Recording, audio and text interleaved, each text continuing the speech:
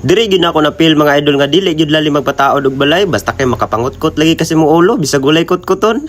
Bintaha na lang pud gamay mga idol kay nakapalit ta pud mi og pang-atop unya kini generator nga gamiton inig welding. Pasalamat pud kay kog dako sa nagbaligyan ni sa kuha basta ka hinimbis ang agi oy.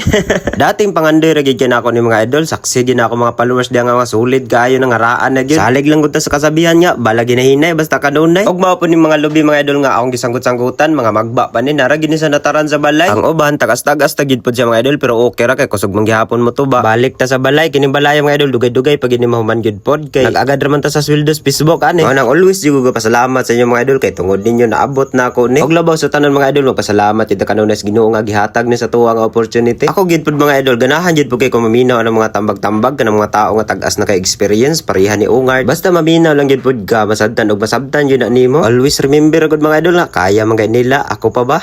Ana ra gud. Basta buhi pa taning kalibutan na mga idol na agindang duha kanang kasakit og kalipay. Mao ginagingon mga idol nga sacrifice before success. Antos-antos lang gyud ta kay maabot ra man gyud ang panahon nga kita na pod ang paboran gikan sa sinugdanan og katapusan mga idol. Daghan kayong salamat.